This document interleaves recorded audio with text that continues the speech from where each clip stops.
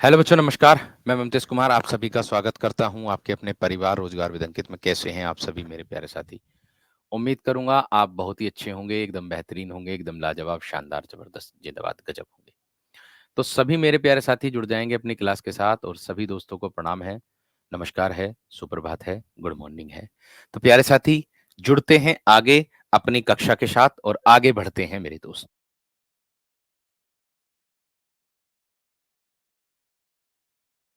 ठीक है? तो सभी मेरे प्यारे साथी जुड़ जाएँगे एकदम अच्छे तरीके से अपनी क्लास के साथ और सभी दोस्तों को प्रणाम है, सुप्रभात है, गुड मॉर्निंग है। जुड़ेंगे मेरे दोस्त जल्दी से, जुड़ेंगे मेरे दोस्त जल्दी से, फटाफट जुड़ेंगे, जल्दी से जुड़ेंगे मेरे दोस्त, फटाफट जुड़ेंगे। कैसे हैं आप सभी मेरे प्यारे साथी? उम्मीद करूँगा अच्छे होंगे एकदम, बेहतरीन होंगे एकदम। जल्दी से बताएँगे कैसे हैं?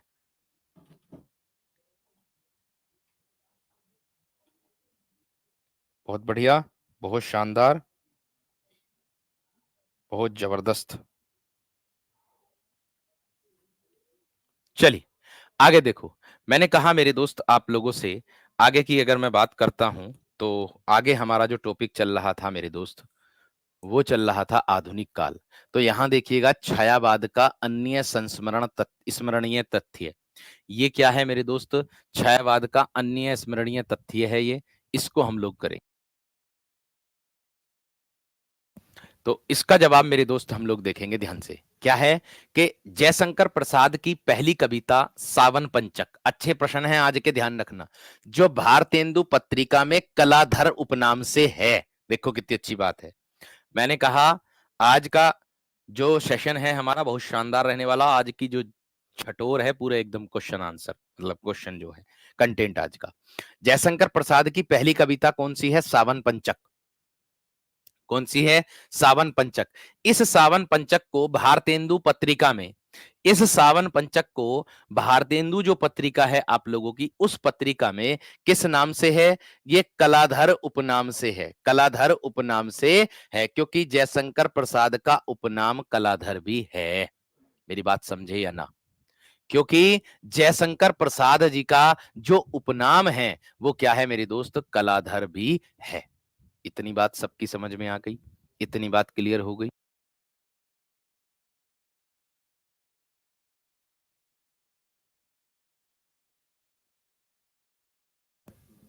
बात समझ में आ गई या ना मेरे दोस्त?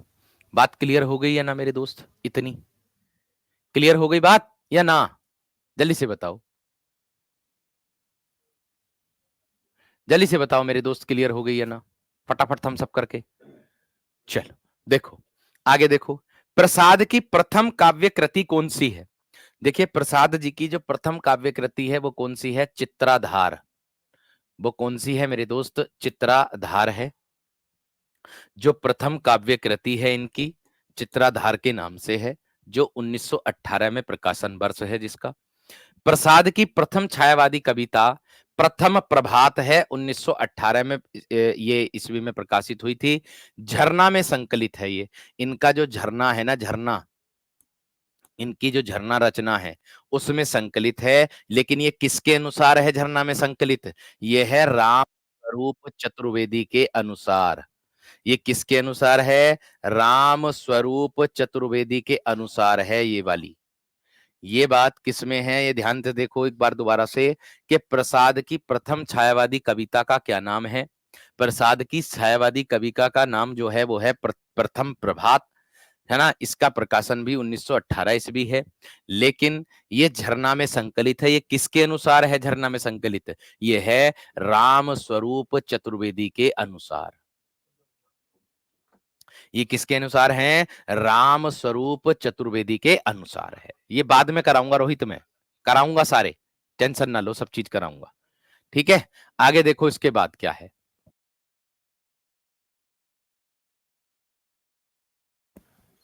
प्रसाद की प्रथम पुरस्कृत कृति उर्वशी है। देखो भैया देखो, एक उर्वशी रामधारी सिंह दिनकर की भी रचना है, ध्यान देना मेरी बात पर। एक उर्वशी रामधारी सिंह दिनकर की भी रचना है जिसको 1972 ईस्वी में ज्ञानपीठ पुरस्कार मिला था हिंदी भाषा के क्षेत्र में, हिंदी भाषा में। ठीक है। लेकिन एक उर्वशी ये मेरे दोस्त प्रसाद जी की भी है। ये क्या है? चंपू काव्य 1909 ईस्वी में प्रकाशित हुई थी इनकी ये उर्वशी जो है। लेकिन अंतर क्या है? चंपू काव्य किसे कहते हैं ये पता होना चाहिए हमें सबको, जिसमें गद्य और पद दोनों मिश्रित होते हैं। ये चंपू काव्य है किसका? जिसमें गद्य व पद, गद्य व पद दोनों मिश्रित हों, दोनों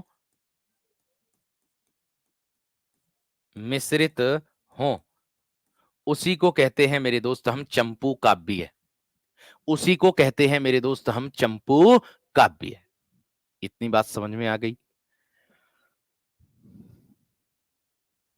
इतनी बात सबकी समझ में आ गई?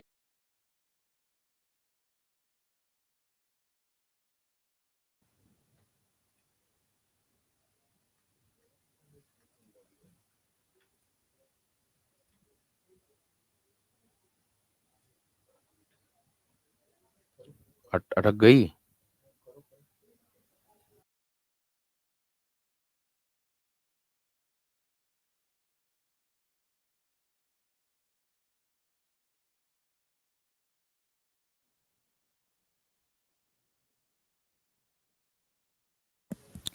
चलो भाई प्यारे बच्चों, कैसी रही बात? चल गई क्लास, कोई दिक्कत नहीं है। अब देखो चल गई क्या?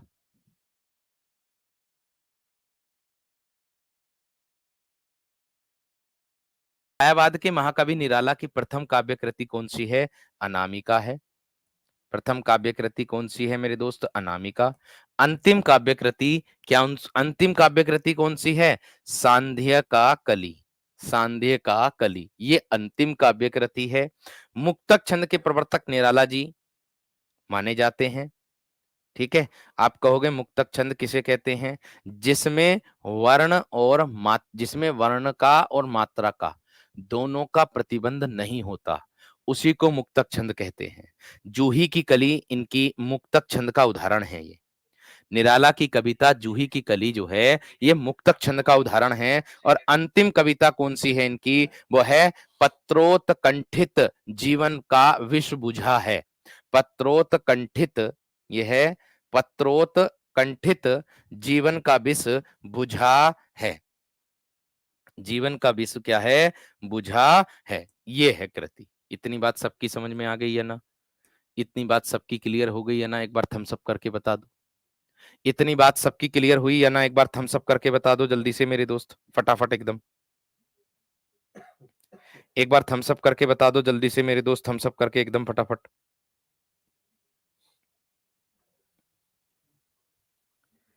इतनी बात सबकी क्लियर हुई या ना?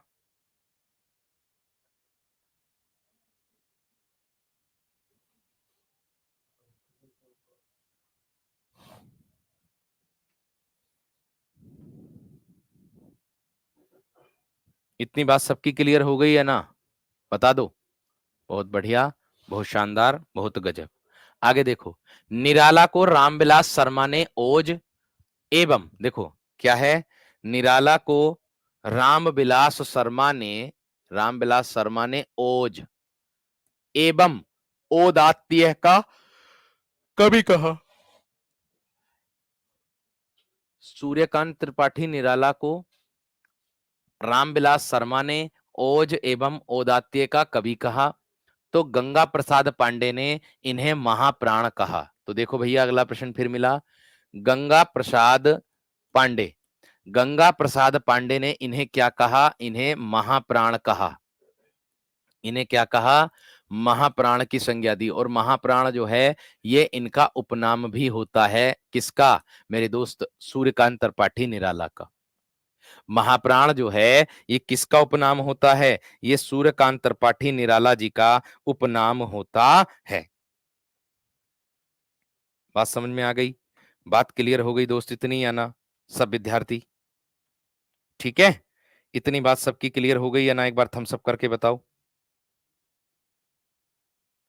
इतनी बात मेरे दोस्त सबकी क्लियर हो गई है ना? बहुत अच्छा, बहुत शानदार, बहुत गजब, बहुत जबरदस्त। आगे बढ़ो अगले प्रश्न पर। क्या कहता है? नंद दुलारे वाजपेयी ने निराला को शताब्दी का कवि कहा।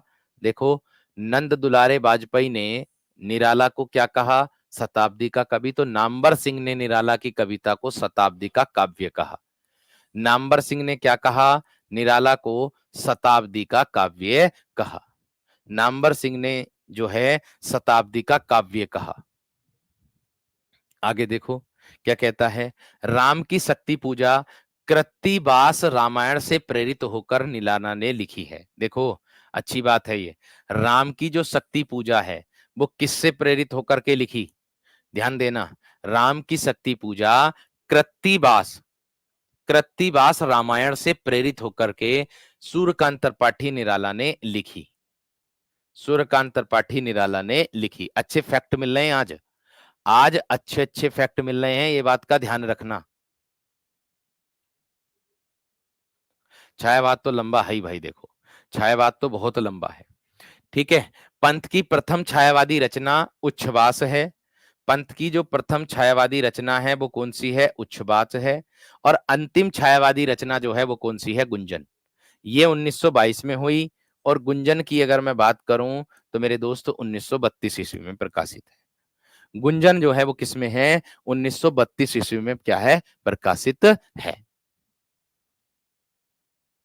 सबका कमेंट दिखता है रोशनी? सर मेरा कमेंट नहीं दिखता है क्या? नहीं दिखता।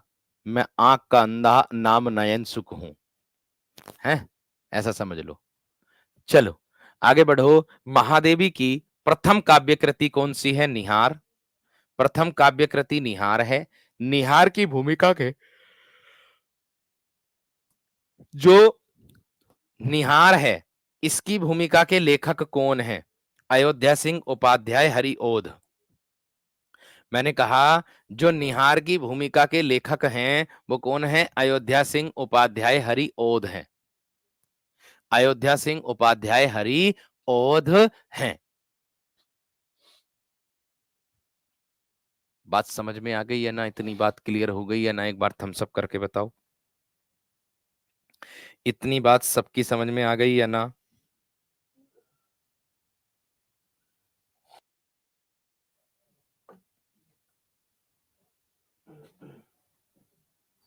इतनी बात क्लियर हो गई है ना?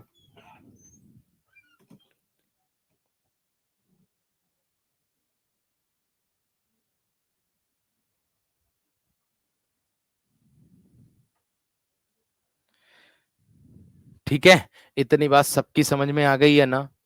देखो ये जो दिया है कृत्तिवास रामायण, ये किसकी है? आप लोगों के दिमाग में खटक रही होगी बात।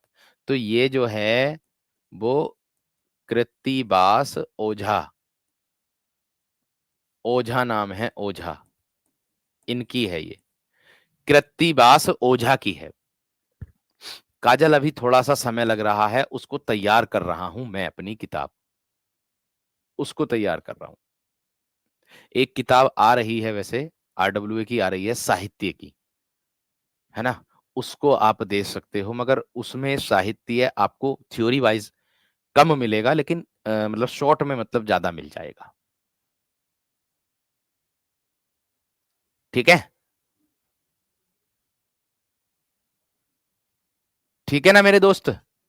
क्लियर हो गई इतनी बात पूजा पांडे, है ना? बिल्कुल हो गई होगी। आगे देखो। छायावादी अभिव्यंजना का सर्वश्रेष्ठ महाकाव्य है। पंत के अनुसार क्या है? एकलव्य डॉक्टर रामकुमार वर्मा। यहां देखो, यहां देखो, अच्छा प्रश्न है ये वाली बात। ये देखो क्या है? उसने कहा छायावाद जो है, छायावादी अभिव्यंजना का सर्वश्रेष्ठ महाकाव्य है, ये पंत के अनुसार है, लेकिन एकलव्य डॉक्टर रामकुमार वर्मा के अनुसार है। यहां ध्यान दो मेरी बात को। बात समझ में आ गई है ना? बात क्लियर हो गई है ना? मुझे मेरे दोस्त इतनी बात याद हो गई है ना? इतनी बात क्लियर हो गई है ना? एक बार बता दो मुझे बस थम्स अप करके। मैंने कहा सिर्फ, देखो ध्यान से, इतनी बात का ध्यान रखना। अगर ये क्वेश्चन ऐसे पूछा जाए, कौन सा? इस तरीके से, निहार की जो रचना, देखो अगर आप लोगों से प्रश्न आएगा कि महादेवी वर्मा का प्रथम काव्य कृत कौन सा है, काव्य कृति कौन सी है, तो वो आप लगाओगे निहार। लेकिन अगर आप लोगों से प्रश्न पूछा जाएगा कि निहार की जो भूमिका है, ये काव्य कृति जो है, इसकी भूमिका के लेखक कौन है, इसकी भूमिका के लेखक कौन है, तो अयोध्या सिंह उपाध्याय हरिओध ने किया था इसका। अयोध्या सिंह उपाध्याय हरिओध ने किया था। इतनी बात समझ में आ गई है ना? इतनी बात क्लियर हो गई है ना? इतनी बात क्लियर हो गई सबकी? चलो जी, अच्छी बात है। फिर आगे बढ़ रहा हूं, आगे बढ़ रहा हूं। देखो, अब इसका समझ में आया। यह है छायावाद का अभिव्यंजना का सर्वश्रेष्ठ महाकाव्य। कौन सा? पंत जी के अनुसार छायावादी अभिव्यंजना का सर्वश्रेष्ठ महाकाव्य कौन सा है? पंत के अनुसार एकलव्य। और डॉक्टर रामकुमार वर्मा ने भी यही माना है। डॉक्टर रामकुमार वर्मा ने भी यही माना है। समझ में आ गई? क्लियर हो गई? चलिए आगे देखो। इस युग की कविता सपनों में नहीं पल सकती, उसकी जड़ों को अपनी पाषाण सामग्री धारण करने के लिए कठोर धरती का आश्रय लेना पड़ रहा है। ये पंत जी की पंक्ति है, सुमित्रानंदन पंत की पंक्ति है। महादेवी लेखक है, महादेवी लेखक है। अरे भैया, तुम अब भी कंफ्यूज हो रहे हो। इस प्रश्न को मैंने यूपीएसआई में भी कराया है पहले। देखो, अगर आपसे पूछा जाए कि निहार के लेखक कौन है, तो निहार के लेखक आपको लगाने महादेवी वर्मा। ठीक है। अगर आप लोगों से पूछा जाए कि निहार जो काव्य है इनका, इसकी भूमिका को तैयार किसने किया, इसकी भूमिका को किसने लिखा, निहार की भूमिका को किसने लिखा, तब आप लगाइयो अयोध्या सिंह उपाध्याय हरिओध। अब आई समझ में? अब आ गई होगी क्लियर, अब आ गई होगी क्लियर तरीके से बात। ठीक है जी, आगे देखो। इस युग की कविता ये तो हो गया। छायावाद युग ने महादेवी को जन्म दिया। महादेवी ने छायावाद को जीवन यानी कि प्राण दिए। विनय मोहन शर्मा और साहित्य अवलोकन है ये क्या है? साहित्य अवलोकन कहलाते हैं मेरे दोस्त। कौन? विनय मोहन शर्मा। ये कथन इन्हीं का ही है, ये कथन जो है इन्हीं का ही है। इन्होंने कहा है कि छायावाद युग ने महादेवी को जन्म दिया और महादेवी ने छायावाद को जीवन प्राण दिए, यानी कि अपने प्राण दे दिए। बात समझ में आ गई क्या ना? बात क्लियर हो गई?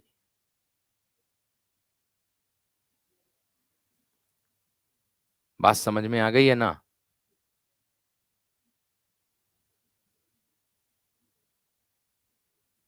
बात समझ में आ गई है ना? क्लियर हो गई है ना? चलो सर, एक बार ये वाला पॉइंट फिर दोबारा से बता दो। देखो, ध्यान से सुनो। ये है आप लोगों का महादेवी वर्मा। महादेवी वर्मा की जो प्रथम काव्य कृति है वो कौन सी है? निहार। वो कौन सी है? निहार। ठीक है, जो 1930 में लिखी। ठीक है, लेकिन ये जो निहार, इसकी जो भूमिका को तैयार किया था, इसकी जो भूमिका है, निहार की भूमिका के लेखक, ये है ना, निहार की भूमिका के लेखक कौन थे? वो लगाना अरियोध। निहार की भूमिका के लेखक जो थे वो लगाना हरिओध। अब आ गया समझ में या ना? ठीक है, अब आ गया समझ में या ना? आ गया होगा। अब आगे बढ़ो, आगे देखो। केशव कृष्ण देव झारी के अनुसार छायावाद के 4 स्तंभ हैं। देखो कितना अच्छा प्रश्न है, देखो कितना अच्छा प्रश्न है। क्या है? ये बोला है कृष्णदेव झारी के अनुसार जो है छायावाद के 4 स्तंभ बताए थे। छायावाद के 4 स्तंभ बताए थे, 4। ये प्रश्न आ सकता भैया मेरे, ये प्रश्न आ सकता कि कृष्णदेव झारी के अनुसार छायावाद के कितने स्तंभ हैं, तो आपको लगाने 4 स्तंभ हैं। आप कहोगे कौन कौन से? एक तो जयशंकर प्रसाद हैं जिसको ब्रह्मा बोला है, जयशंकर प्रसाद जिसको ब्रह्मा। पंत सुमित्रानंदन पंत जिसको विष्णु कहा, सुमित्रानंदन पंत जिसको विष्णु कहा।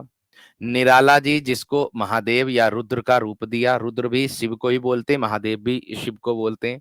महादेवी जिसको शक्ति और दुर्गा के रूप में पूजा है या शक्ति और दुर्गा का रूप दिया है। अब बताओ कितना अच्छा प्रश्न मिला है। अब बताओ प्रश्न अच्छा है या नहीं, इसका जवाब दे दो। ये बताओ ये प्रश्न अच्छा है या नहीं? कहीं देखा ये वाला प्रश्न के कृष्णदेव झारी के अनुसार छायावाद के 4 स्तंभ हैं और चारों स्तंभों को क्या क्या माना है?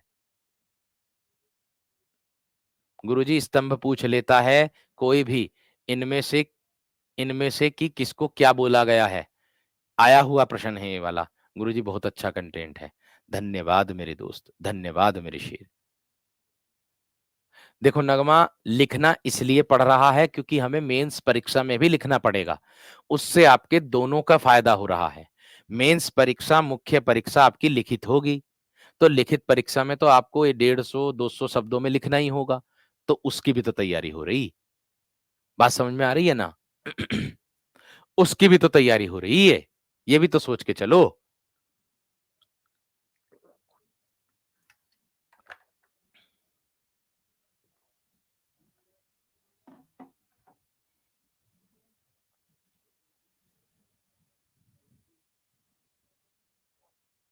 ठीक है ना? है? इतनी बात समझ में आ गई? आगे देखो। पंत के छायावादी विचार पल्लव की भूमिका में हैं। यानी कि अगर आप लोगों से प्रश्न पूछा जाए कि सुमित्रानंदन पंत के जो हैं छायावादी विचार किसमें हैं, वो पल्लव में है। पल्लव इनकी रचना है, उसमें है। मैंने कहा सुमित्रानंदन पंत के जो छायावादी विचार हैं, वो जो पल्लव इनकी रचना है, उसमें मेरे दोस्त हैं। उसमें मेरे दोस्त हैं। बात समझ में आ गई है ना? बात क्लियर हो गई है ना? चलिए आगे देखो, आगे क्या कहता हूं। ठीक।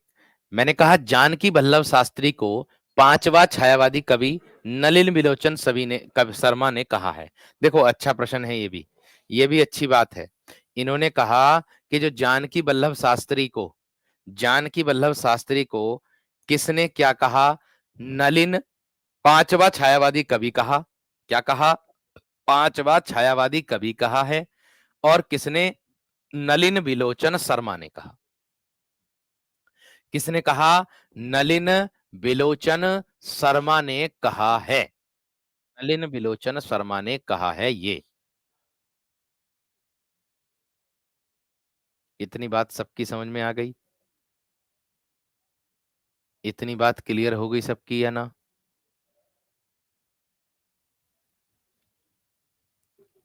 इतनी बात क्लियर हो गई? आगे देखो। कन्नड़ की मीरा, ध्यान से समझो। कन्नड़ की मीरा, कन्नड़ की मीरा अक्क महादेवी है। देखो भैया जी, कन्नड़ की जो मीरा है वो कौन है? अक्क महादेवी है। महादेवी को बोला गया है। दक्षिण की मीरा आंडाल। दक्षिण की मीरा कौन है? आंडाल। और आधुनिक युग की मीरा महादेवी है।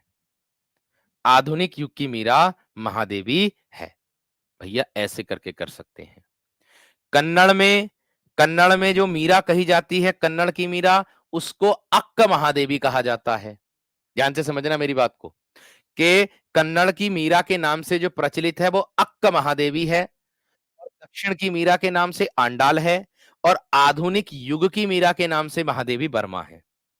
आधुनिक युग की मीरा के नाम से महादेवी वर्मा प्रचलित है। इतनी बात भी समझ में आई है ना? इतनी बात सबकी समझ में आई है ना? इतनी बात बताओ, समझ में आई है ना? जल्दी से बताओ।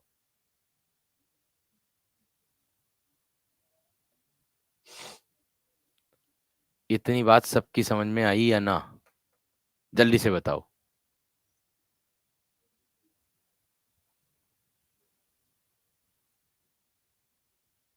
इतनी बात समझ में आ गई है ना?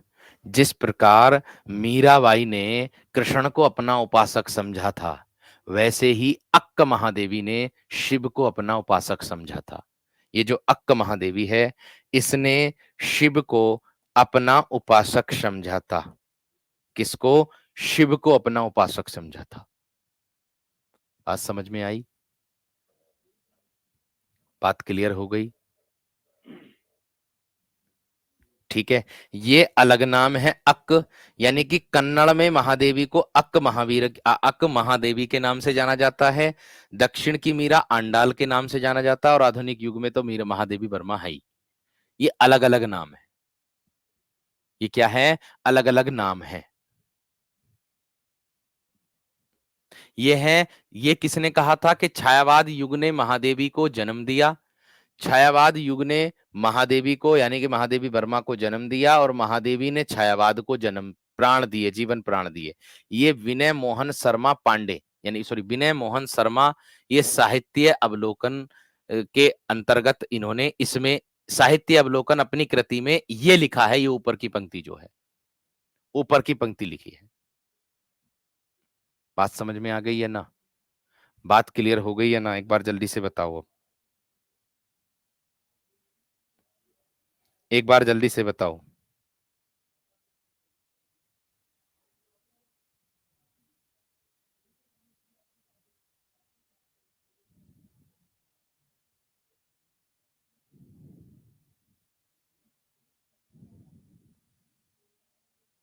एक बार जल्दी से बताओ।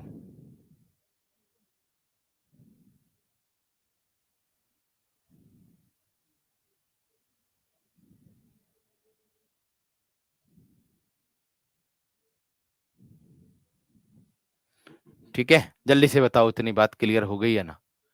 चलिए बहुत बढ़िया, आगे बढ़ रहा हूं अगले पर। क्या है भाई? निराला की हिंदी साहित्य के नए मानवतावाद के प्रतिष्ठित हैं। यानी कि देखो क्या बोला है, निराला की हिंदी साहित्य के नए मानवतावाद के प्रतिष्ठापक हैं कौन? डॉक्टर रामविलास शर्मा और सूर्यकांत त्रिपाठी। निराला की साहित्य साधना कौन है? डॉक्टर रामविलास शर्मा। निराला की साहित्य साधना, निराला की साहित्य साधना। निराला हिंदी साहित्य के नए मानवतावाद के प्रतिष्ठापक कौन होंगे? डॉक्टर रामविलास शर्मा। निराला की साहित्य साधना। इतनी बात सबकी समझ में आ गई है ना? इतनी बात सबकी समझ में आ गई है ना? हम्म,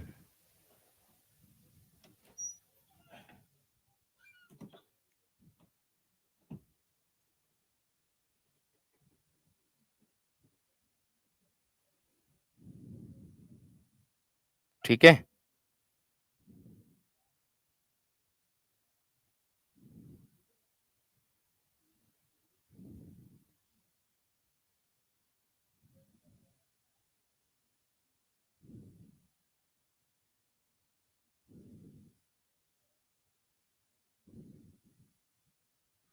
ठीक है ना मेरे दोस्त?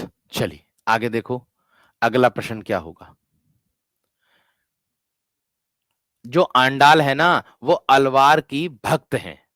जो आंडाल है वो अब जो है अलवार की क्या है? भक्त हैं। ठीक है,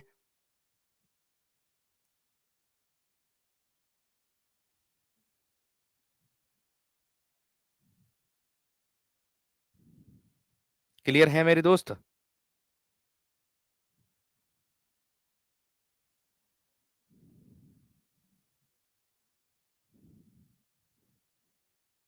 ठीक, चलिए आगे देखो। यहां तक क्लियर हो गया ना? पहले तो एक बार थम्स अप करके बता दो। यहां तक क्लियर हो गया ना? पहले तो एक बार थम्स अप करके बता दो।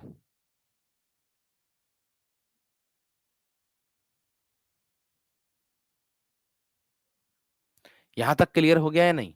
ये जो निराला की साहित्य साधना है, ये पुस्तक है किसकी?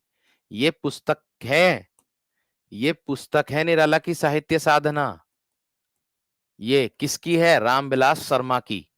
इसमें इन्होंने लिखा है, ये निराला हिंदी साहित्य के नए मानवतावाद के प्रतिष्ठापक हैं। रामविलास शर्मा ने अपनी पुस्तक निराला की साहित्य साधना में लिखा। अपनी पुस्तक निराला की साहित्य साधना में लिखा। इतनी बात समझ में आ गई? इतनी बात क्लियर हो गई है ना? इतनी बात क्लियर हो गई है ना? आगे, दुष्ट दुष्टनाथ सिंह ने निराला को हिंदुओं का कवि कहा था। देखो, दुष्टनाथ सिंह ने निराला को हिंदुओं का कवि कहा। लिख दो एकदम। दुष्टनाथ ना है यो है दूधनाथ। दुष्ट लिख दिया लो। मैं कह रहा दुष्टनाथ कौन सा आ गया? दूधनाथ सिंह कर देना इसको। दूधनाथ सिंह। क्या करोगे इसको? दूधनाथ सिंह। दूधनाथ सिंह ने निराला को हिंदी का कवि कहा है? इतनी बात समझ में आ गई है ना?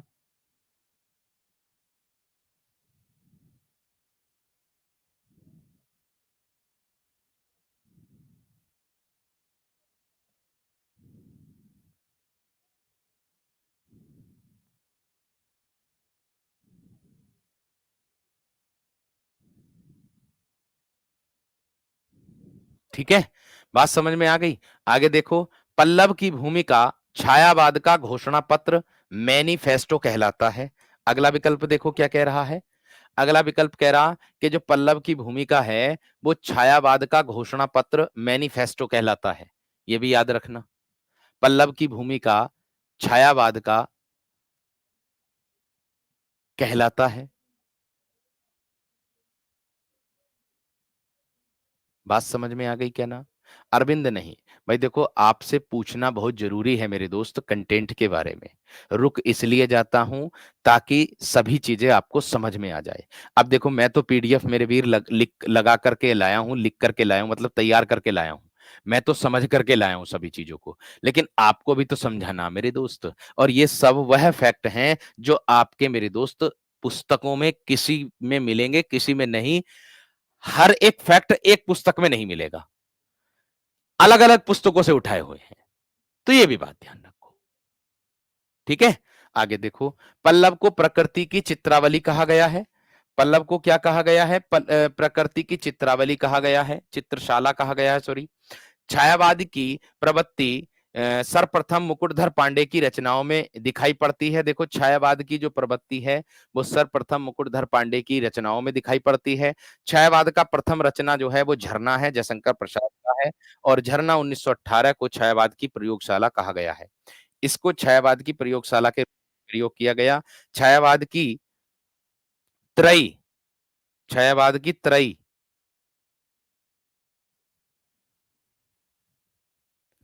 ये प्रसाद, पंत और निराला हैं।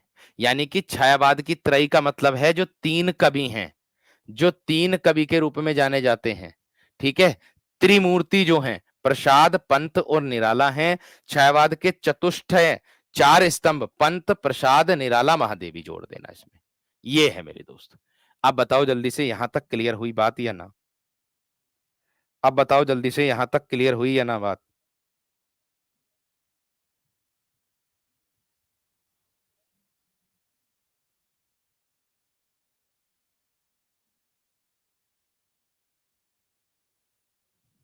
इतनी बात सबकी समझ में आ गई है ना?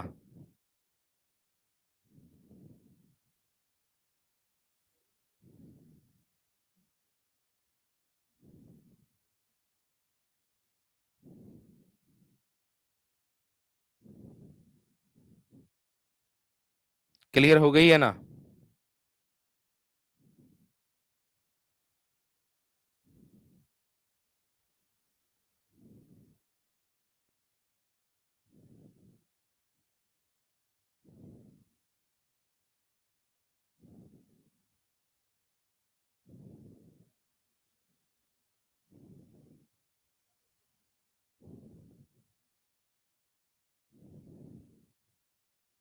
इतनी बात बता दो जल्दी से, क्लियर हो गई है ना मेरे दोस्त? चलिए, बहुत बढ़िया, बहुत शानदार।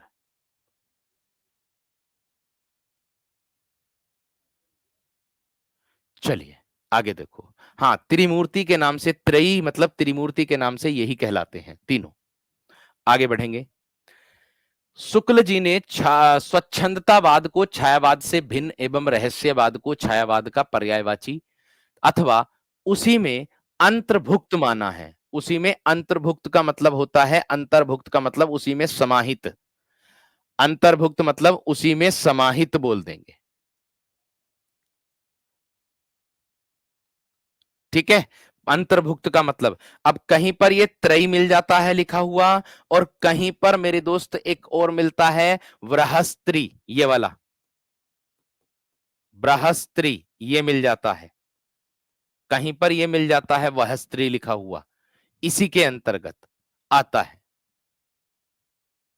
ठीक है, कहीं पर लघु त्रिय आ जाता है, कहीं पर लघु त्रिय आ जाता है लिखा हुआ, ये बात का ध्यान रखना, ठीक है।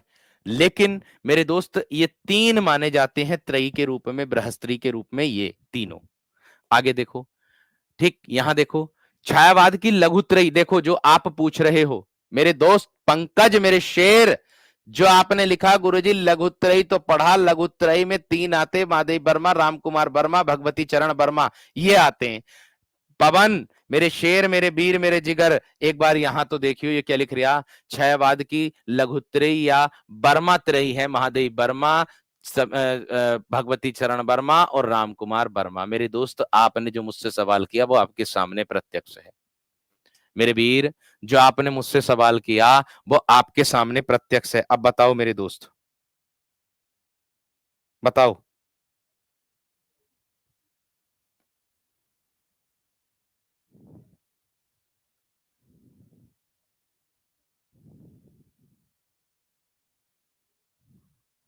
बात समझ में आ गई है ना? बात क्लियर हो गई है ना मेरे दोस्त?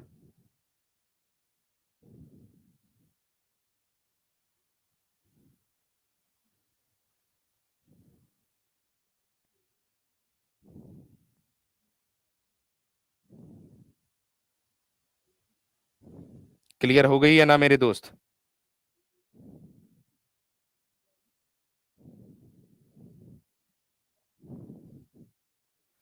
चलो आगे बढ़ूं मेरे दोस्त, आगे बढ़ता हूं। देखो, मुझे प्रोफेसरों के बीच छायावाद सिद्ध करना पड़ेगा, निराला का कथन, खड़ी बोली हिंदी का स्वर्ग स्वर्ण युग छायावाद युग था। देखो भैया, मुझे प्रोफेसरों के बीच छायावाद सिद्ध करना पड़ेगा। बात समझ में आ गई है ना? बात क्लियर हो गया है ना मेरे दोस्त? वही मैं सोच रही थी ये नए कवि कहां से आ गए। ठीक है, बात क्लियर हो गई है ना मुझे मेरे दोस्त? इतनी बात बता दो। गजब गुरुजी, मजा आता है तब आप क्लियर करते। कोटि कोटि प्रणाम। क्यों? मुझे अच्छा लगता है न्यू न्यू प्रश्न पूछना। जो आपने पूछा वही मैंने आपके सामने कर दिया, है कि नहीं? चलो,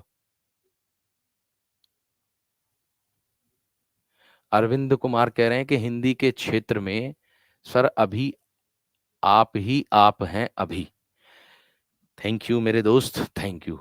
इस पर जितना प्रयास मुझसे होगा उतना प्रयास मैं करूंगा, जितना प्रयास मुझसे होगा उतना प्रयास मैं करूंगा। मेरा ये उद्देश्य है कि मैं ये चाहूंगा कि आप लोग टीजीटी में जब शिक्षक बने तो जो अलग विद्यार्थी हैं, जो अन्य विद्यार्थी हैं, उनको भी कक्षा को संबोधित करें, उनको भी कक्षा के लिए बोलें कि भाई अगर कंटेंट पढ़ना है टीजीटी का तो ममतेज सर की कक्षा ले ले, टीजीटी का एक भी क्वेश्चन इधर से उधर नहीं जाएगा। धन्यवाद मेरे वीर। चलिए, मैंने कहा मुझे प्रोफेसरों के बीच छायावाद सिद्ध करना पड़ेगा, निराला का कथन है ये किसका कथन है? ये निराला जी का कथन है। आगे, खड़ी बोली हिंदी का स्वर्ण युग छायावाद युग था। खड़ी बोली हिंदी का जो स्वर्ण युग है वो छायावाद युग था। ये भी मेरे दोस्त इस बात का ध्यान रखना। इतनी बात क्लियर हो गई है ना? इतनी बात क्लियर हो गई। मैंने मोहम्मद शेख, मेरे दोस्त मोहम्मद एफ शेख, मैंने दोस्त आपका मैसेज पढ़ लिया है। और मैं आपके मैसेज का तुरंत जवाब देने वाला हूं। आपका जेन्युइन प्रश्न है, ऐसी बात नहीं है मेरे दोस्त। आप बोल रहे हो कि सर अगर मैं फॉर्म फिल कर दूं क्या अलग अलग एग्जाम होगा? मेरे दोस्त देखो, डेट तो अलग अलग आई है, डेट तो अलग अलग आई है आप लोगों की, अभी तक तो डेट अलग अलग आई है, ठीक है ना? अभी तक तो मेरे दोस्त डेट अलग अलग आई है, ऐसा नहीं कि नहीं आई है। बाकी अलग सब्जेक्ट की अभी अलग अलग आई है। अगर एक सब्जेक्ट आपने दो सब्जेक्ट से भरा है या अलग अलग, अगर एक ही सब्जेक्ट से डालोगे तो एक सब्जेक्ट की तो डेट एक ही आएगी, ये बात का ध्यान रखना, ठीक है ना? ये बात का ध्यान रखना। चलो आगे बढ़ो मेरे दोस्त। छायावाद को प्रेरणा काव्य मानने वाले कोमल प्राण कवि पंत थे। ये देखो अच्छा प्रश्न है। छायावाद को प्रेरणा काव्य मानने वाले कौन थे? कोमल प्राण कवि पंत थे। छायावाद की प्रथम कविता मुकुटधर पांडे कृत कुर्री, कुर्री के प्रति, ये है देखो, ये मुकुटधर पांडे के द्वारा रचित है। कुर्री के प्रति सरस्वती में प्रकाशित है। और सरस्वती पत्रिका किसकी? महावीर प्रसाद द्विवेदी। महावीर प्रसाद द्विवेदी, जिसके संपादक 1903 ईस्वी में, महावीर प्रसाद द्विवेदी 1903 से 1920 तक है। सॉरी सर, इतना बोल दिए। अरे कोई बात नहीं मेरे दोस्त, मैंने पढ़ लिया था मेरे दोस्त, मैं देता रिप्लाई आपका, ऐसी बात नहीं है। जेन 1 प्रश्न जो होगा उसका तो जवाब मैं दूंगा। एक बार इतना बता दो, थम्स अप करके जल्दी से, समझ में आया है ना?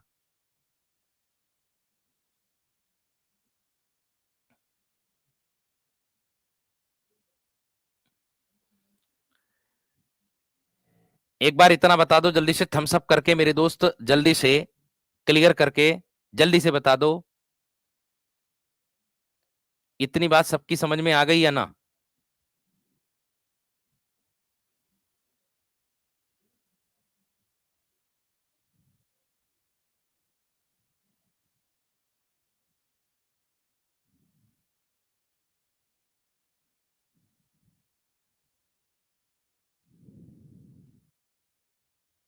इतनी बात क्लियर हो गई है ना?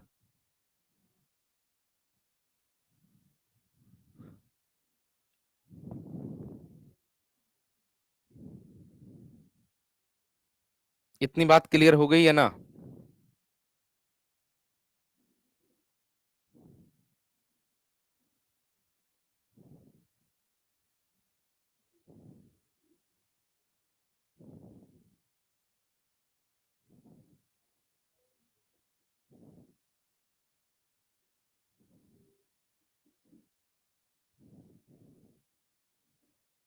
ठीक है, आगे देखो।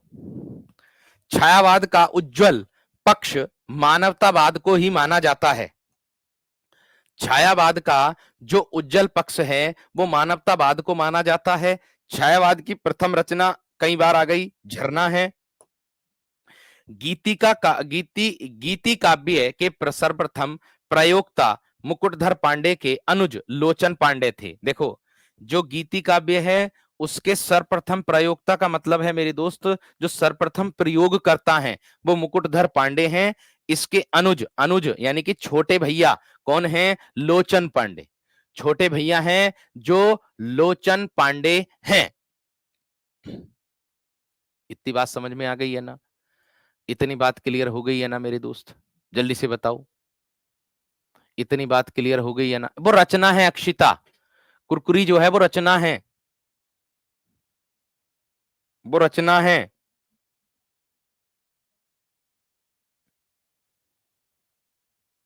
ठीक है। अंतर्भुक्त का मतलब मैंने बताया था प्राची, समाहित, शामिल उसको कहते हैं। अंतर्भुक्त शामिल को कहते हैं, समाहित को कहते हैं।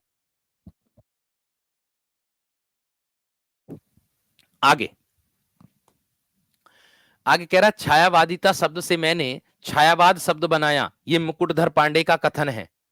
ये किसका कथन है? मुकुटधर पांडे। छायावादिता शब्द से मैंने छायावाद शब्द बनाया। मुकुटधर पांडे की अलग ही लीला चल रही, मुकुटधर पांडे की अलग लीला चल रही। ठीक है, मुकुटधर पांडे और लोचन पांडे दोनों भैया हैं ये, बड़े छोटे। बड़े मुकुटधर पांडे, छोटे लोचन पांडे। इन दोनों को पांडे बंधु भी कहते हैं, ध्यान रखना, इन दोनों को पांडे बंधु भी कहते हैं। आगे, छायावाद का पूर्वाभ्यास मुकुटधर पांडे की रचनाओं में प्रकट हुआ। छायावाद का जो पूर्वाभ्यास है वो मुकुटधर पांडे की रचनाओं में प्रकाशित हुआ है। इसका जवाब मेरे दोस्त देंगे जल्दी से। ठीक है, इसका जवाब देंगे मेरे दोस्त एकदम बेहतरीन तरीके से, जल्दी से बताएंगे।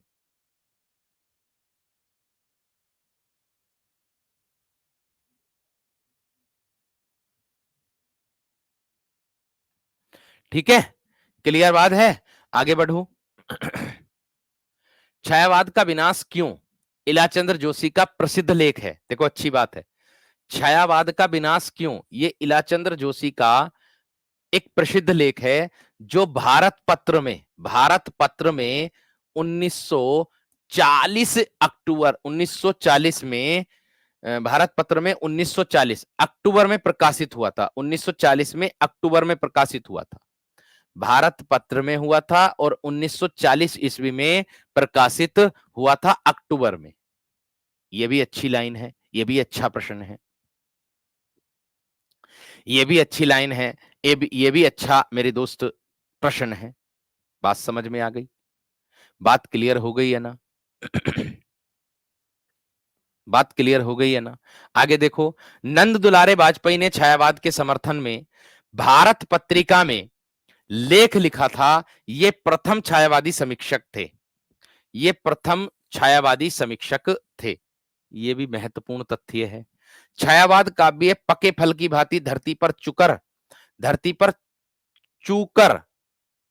चूकर विलीन हो गया है। धरती पर चूकर, चूकर करना इसको, चुकर लिख रहे ना, ये चूकर, चू गया, चू गया, जो नीचे गिर गया उसको कहते हैं।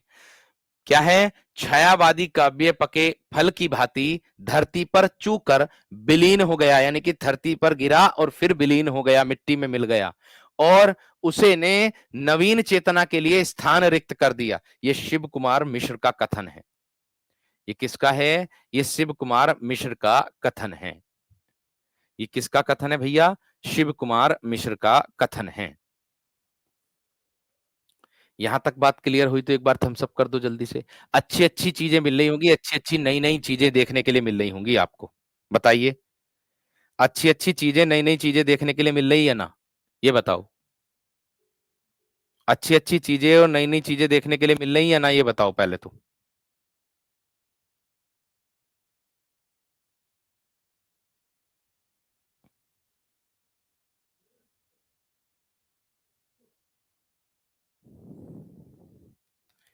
इतनी बात बताओ जल्दी से।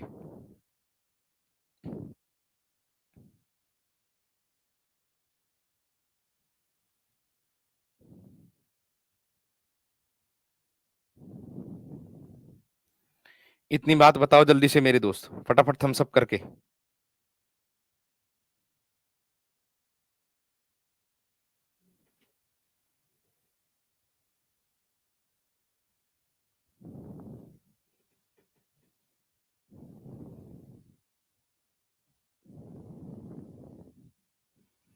इतनी बात बताओ जल्दी से मेरे दोस्त, थम्स अप करके।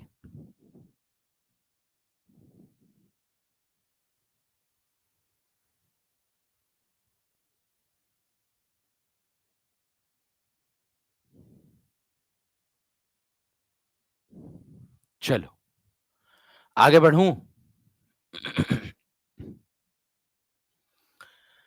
आगे बढ़ूं मेरे दोस्त। चलिए आगे देखो, इसके बाद क्या कहता है।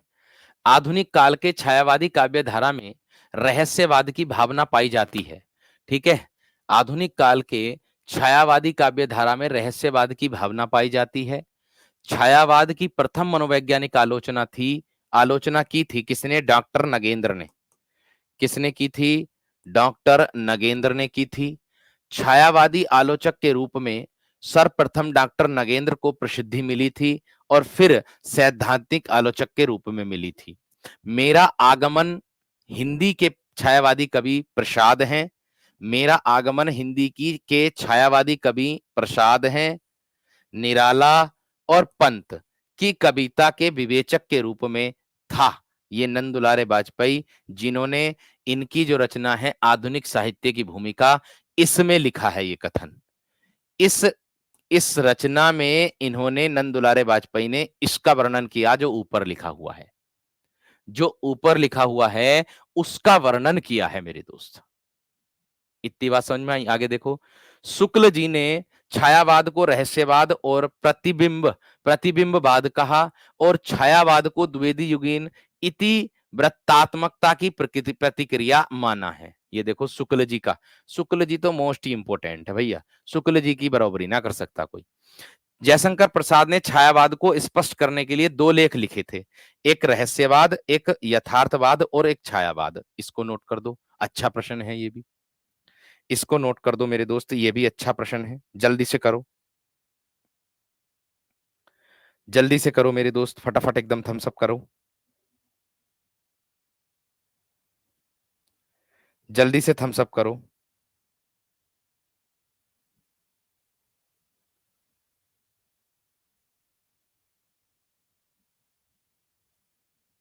जल्दी से थम्स अप करो मेरे दोस्त, फटाफट, एकदम बेहतरीन तरीके से। अब इतनी बात यहां तक समझ में आ गई है ना?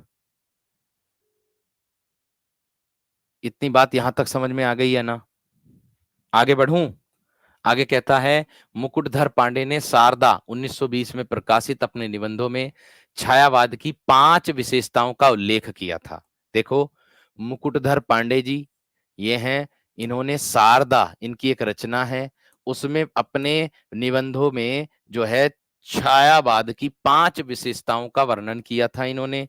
5 विशेषता: आंतरिकता, एक तो ये है आंतरिकता, एक क्या है मेरे दोस्त स्वातंत्र्य, ये किसको दर्शाता है? वैयक्तिकताओं को दर्शाता है, एक एक व्यक्ति को दर्शाता है, इसको दर्शाता है। आगे, मुक्ति का आग्रह, रहस्यवादिता, विचित्र प्रकाशन रीति, अस्पष्टता, है ना। छायावाद को भाव प्रकाशन का नया मार्ग मुकुटधर पांडे ने कहा। छायावाद को भाव प्रकाशन का नया मार्ग मुकुटधर पांडे ने ही कहा है। इतनी बात समझ में आ गई सबकी या ना? इतनी बात सबकी क्लियर हो गई है ना मेरे दोस्त? जल्दी से बताओ, इतनी बात सबकी क्लियर हो गई है ना? जल्दी से बताओ थम्स अप करके, फटाफट, एकदम बेहतर तरीके से।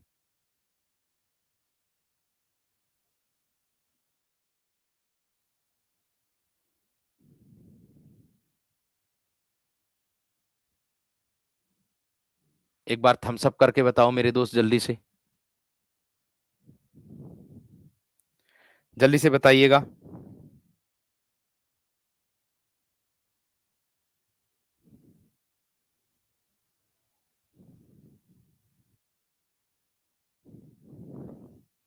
जल्दी से बताइएगा मेरे दोस्त थम्स अप करके। ये आंतरिकता है, आंतरिकता ना है ये। मैंने आंतरिकता लिखा गया ना, आंतरिकता है ये, आंता ना है, आंतरिकता। बस इसको इतना करना, आंतरिकता, आंता ना है ये। आका डंडा गलत लग गया, टाइप मिस्टेक। इतनी बात क्लियर है या ना?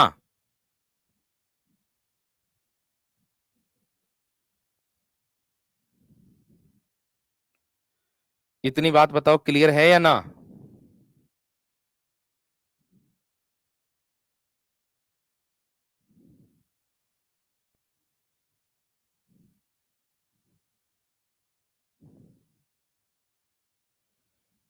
इतनी बात बता दो भैया, क्लियर है या ना?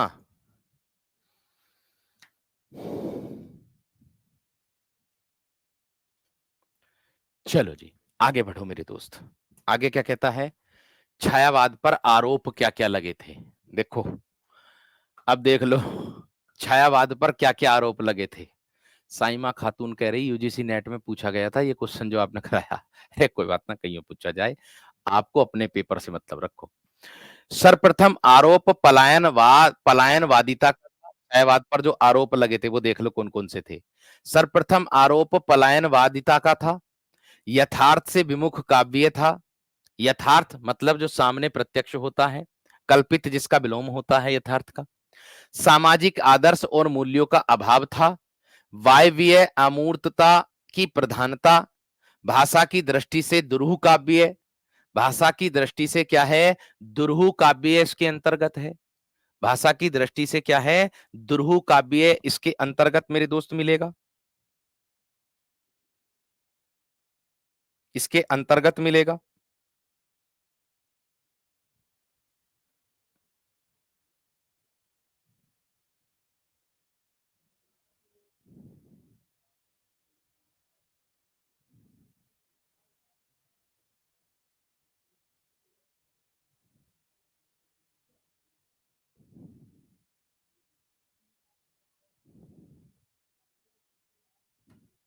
ठीक है, इतनी बात समझ में आ गई है ना? सब विद्यार्थी बता दो।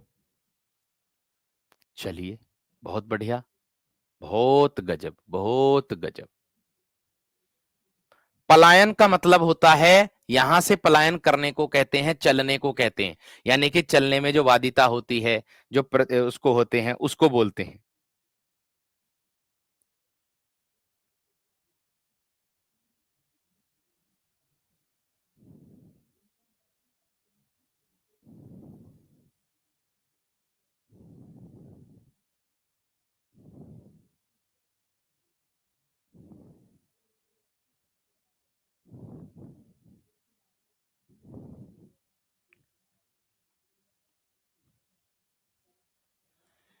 इतनी बात सबकी समझ में आ गई?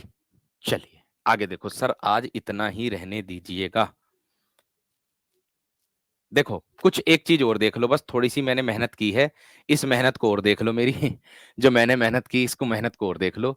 महादेवी वर्मा के कथेतर साहित्य के पात्र, यानी कि अतीत के चलचित्र 11 रेखा चित्र हैं ये इनके, ठीक है। रामा, एक रामा है, ठीक है, रामा, महादेवी वर्मा, बाबूजी ठाकुर साहब, पंडित जी, मौलवी साहब, मुन्नी नारायण महाराज ड्राइंग मास्टर, और मामी मारवाड़ी विधवा वृद्ध, नौकरानी की लड़की, महादेवी भाभी भामी, विंदा विंदा विंदा की माँ, विंदा की नई अम्मा, है ना, और रुकिया और महादेवी, सबिया सबिया, सबिता का अपभ्रंश, सबिया का पति, मैकू और गेदा और महादेवी, ये सब महादेवी के ही चल रहे हैं, ध्यान रखियो।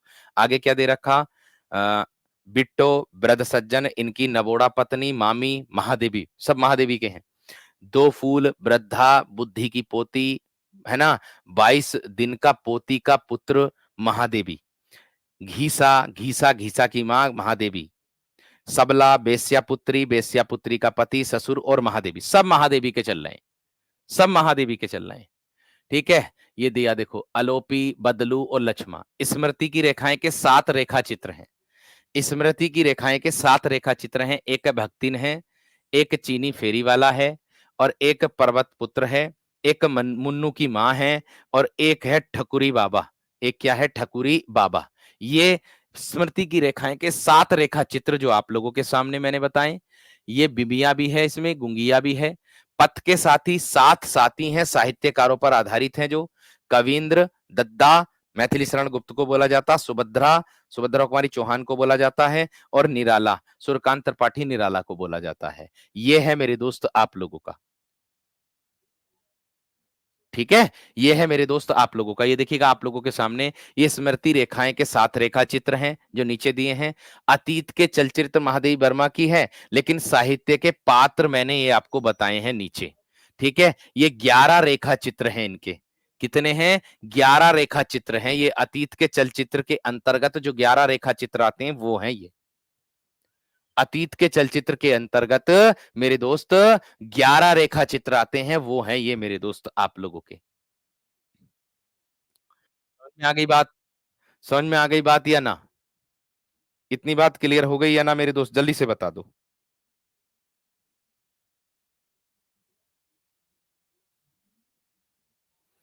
इतनी बात क्लियर हो गई या ना मेरे दोस्त, जल्दी से बता दो।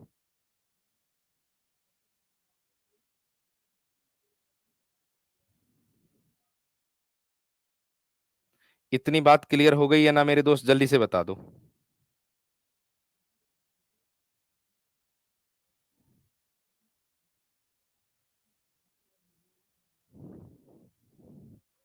ठीक है, क्लियर हो गई है ना? ये कैसे पूछा जाएगा, ये पात्रों के नाम पूछे जा सकते हैं, या पथ के साथी के कितने साथी हैं, 7, 7 कौन कौन से, 4 ये हो गए, सुंगनी साहू, पंत जी और कवि बापू, ये हो गए, इनके कवियों के नाम पूछे जा सकते हैं इसके अंतर्गत। इसके अंतर्गत जो 7 साथी हैं, इसके नाम पूछे जा सकते हैं। ये मेरा परिवार 7 परिवार से संबंधित है, जीव जंतुओं और पशु पक्षियों से संबंधित है इसके अंतर्गत, ठीक है। जो नीलकंठ, गिल्लू, सोना, दुर्मुख और गौरा, 7 परिवार हैं, 7 परिवार ये रहे, नीलू और निवकी, निवकी रोजी रानी, ये सब उसके पात्र दे रखे हैं, इसके आगे जो दे रखे हैं ये पात्र दे रखे हैं, सब ये सब पात्र दे रखे हैं, ठीक है। ये कविंद्र, ये दिया पथ के साथी के अंतर्गत कौन कौन से साहित्यकारों के पर आधारित है ये। कविंद्र जो है रविन्द्रनाथ टैगोर पर और महादेवी वर्मा पर, दद्दा मैथिली शरण गुप्त पर, राय कृष्ण दास पर, मुंशी पर और मुंशी अजमेरी पर, निराला पर, गुप्त जी पर। यह रेखा चित्र है, शीर्षक से नई धारा पत्रिका में 1951 में प्रकाशित हुआ था, ये भी सब चीज लिखी हुई है। सुभद्रा, बहन सुभद्रा कुमारी चौहान और लक्ष्मण सिंह पर आधारित है। निराला, भाई सूर्यकांत त्रिपाठी निराला, और यह रेखा चित्र जो रेखाएं कह ना सकी शीर्षक से संगम पत्रिका में 1949 में प्रकाशित हुआ था, ये भी मेरे दोस्त आप लोगों के लिए है। समझ में आ गई बात? ये मेरे दोस्त इनके पात्र के रूप में आया, दिया ना हेडिंग, महादेवी वर्मा के कथेतर साहित्य के पात्र कौन कौन से हो सकते हैं, ये वो हैं। जो आपको आगे चल करके मेरे दोस्त परीक्षा में काम आ जाएंगे। ये स्मारिका महादेव वर्मा की है, जिसमें 4 स्मारिकाएं हैं। पुण्य स्मरण, जवाहर भाई, राजेंद्र बाबू, संत राजर्षि। कंटेंट देखो डीप कितना है मेरे दोस्त, ठीक है, डीप कितना है। बाकी यहां से आगे हम करेंगे कल, बाकी यहां से आगे कब करेंगे? कल, ठीक है।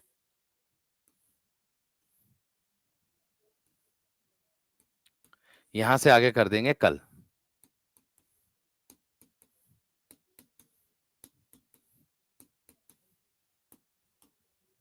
चलिए, आज के लिए इतना ही मेरे दोस्त, बाकी मिलते हैं आप लोगों से कल की कक्षा में, बाकी मिलते हैं आपसे कल की कक्षा में।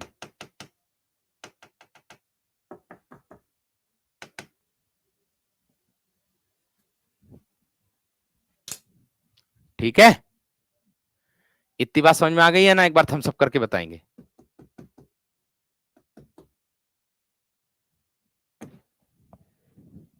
इतनी बात सबकी समझ में आ गई? चलिए, बहुत बढ़िया, बहुत शानदार, बहुत गजब। कल की कक्षा में नमस्कार, धन्यवाद।